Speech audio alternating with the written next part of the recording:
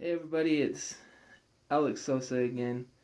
Uh, I just wanted to say thanks for watching my first video, and if you haven't had a chance to watch my diabetes video for what my morning's like, go ahead and go and watch that. But yeah, today's a good Friday. I hope your Friday's going good. Hope you guys got some good plans for the weekend. I don't know quite yet what I'm going to be doing for the weekend, but I always look forward to weekend because I usually get to spend time with my parents and my siblings, and so that's always fun. We usually go out to dinner on a Saturday, so looking forward to stuff like that. But today I would like to talk about my compartment syndrome and what that is, and how you get it, and what's the recommended treatment for it, and what happens if you don't get that treatment. So first of all, I think by now we all know that I have a blood clot in my leg. So because of that blood clot, I was having tons of swelling in my leg. My leg was probably about about the size of a volleyball, like circumference wise. I mean, it's pretty big. Uh, and the biggest problem is when your extremity can't tolerate the pressure that gets built up from all the swelling, it can do some serious damage. So if anyone's ever made like a dry ice bomb or a liquid nitrogen bomb, you uh, put it in a plastic bottle, and eventually the pressure gets so great that bottle explodes, right? Same thing happens with compartment syndrome.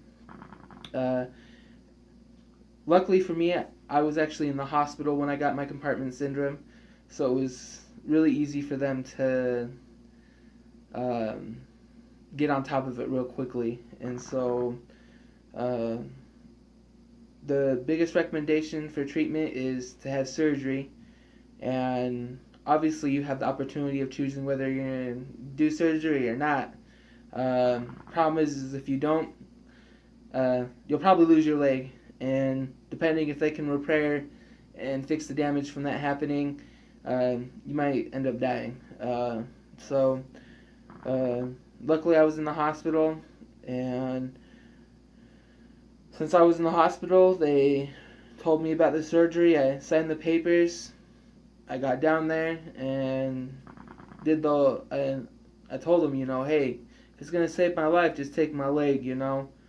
But luckily, they were able to save my leg. And the way they do the surgery is on both sides of the extremity, they have to cut down all the way down to the fascia. So basically down to the bone. And my incisions are on the sides of my leg that run right at the beginning of where my calf starts all the way down. So your calf muscle stays intact for most of it. So like, you just have these huge big old gashes. I mean, we're talking gashes. Mine were probably about this big on both sides.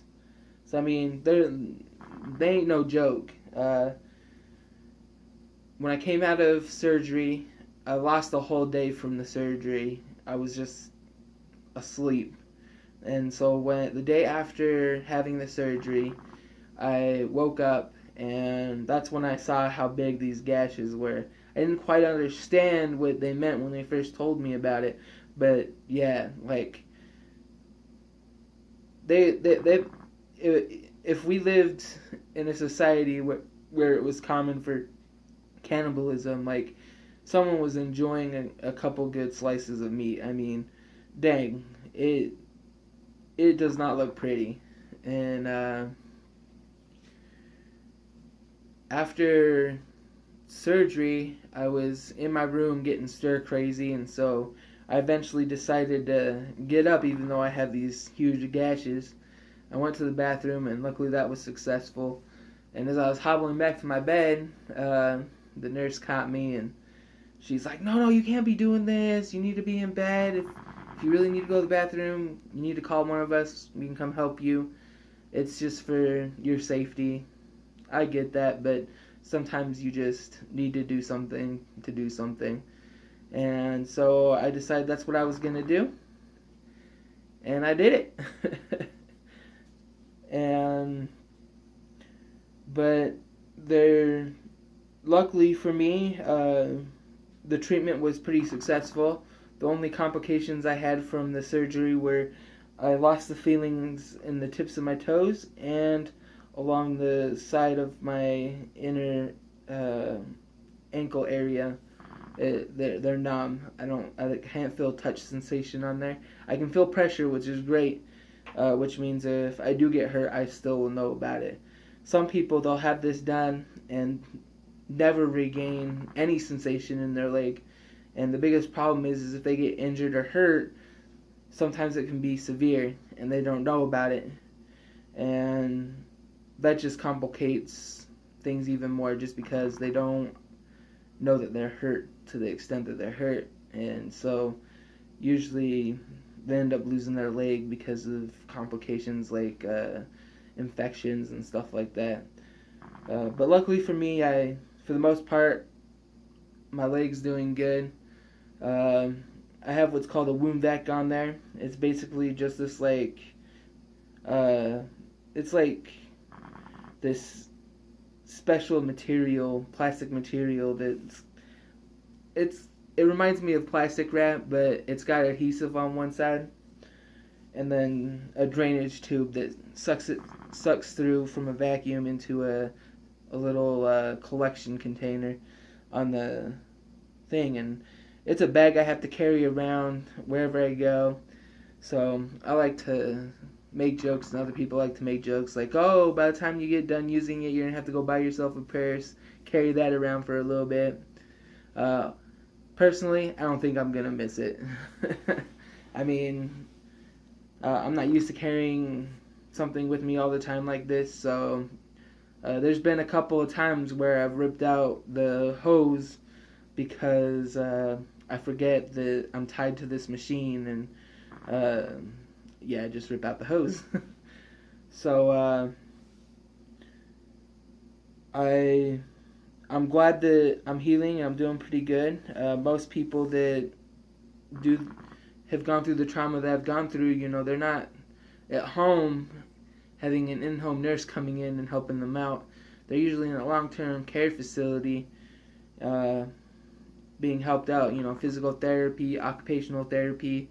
Luckily for me, I was blessed to be able to do things that I didn't qualify to go to a long-term care facility.